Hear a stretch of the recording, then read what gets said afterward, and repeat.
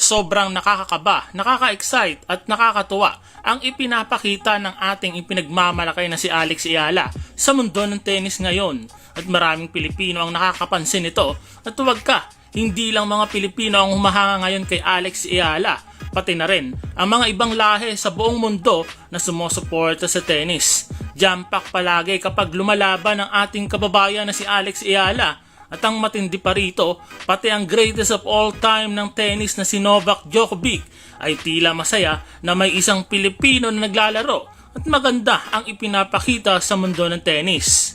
Ayon sa GOAT ng tennis na kinoconsider ng marami na si Novak Djokovic na deserve ni Alex Eala na palaging nasa magandang venue at malaki. Philippines, which is now a big deal, she's been the biggest ever, tennis player from that country, which is a big country and there's big interest. Dapat palagi dahil sobrang daming fans daw nito kapag lumalaban. Kung pwede nga lang ay palagi itong nasa malaking venue dahil sa solid at supporters nito na marami. Lalo na sa mga Filipino fans. As of now, si Alex Eala ay world's number 28 sa live ranking ng WTA na dating rank 500 lang sa mga nakarang taon. Pero sa lumipas na madaling panahon lang ay kabilang na nito ang mga pinakamagagaling na tennis player sa buong mundo. Pinatunayan ni Alex Eala na isa siya ngayon sa mga pinakasikat at pinakamagaling sa tennis, dala ang bandila ng Pilipinas. Ang patunay ay nang talunin nito ang nagtagal sa pagiging number 1 na merong 25 titles sa tennis na si Iga Swiatek na noong nakalaban niya ito sa Miami Open ay nasa ikalawang pwesto sa buong mundo. Tinalo rin ng ating ipinagmamalaki na si Alex Eala si Madison Keys ng USA sa Miami Open na noong mga panahon na yon ay rank number 5 in the world. At merong 10 championship title.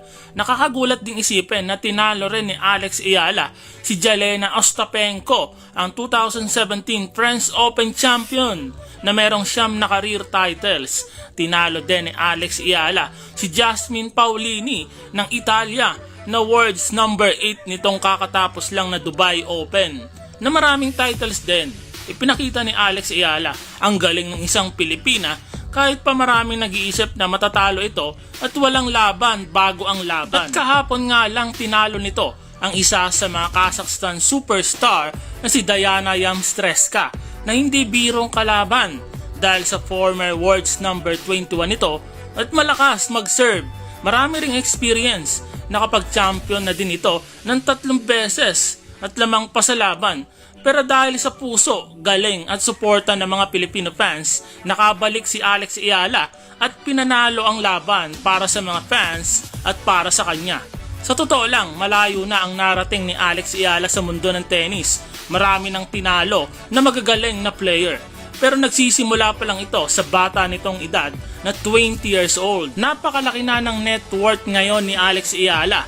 Merong 271 million pesos na.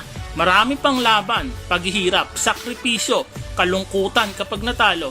Pero andyan pa rin ang mga Filipino fans na nag-aantay kung kailan makukuha ni Alex Eala ang inaasam na Grand Slam Championship sa mundo ng tennis. At yun ang inaabangan ng lahat, manalo matalo.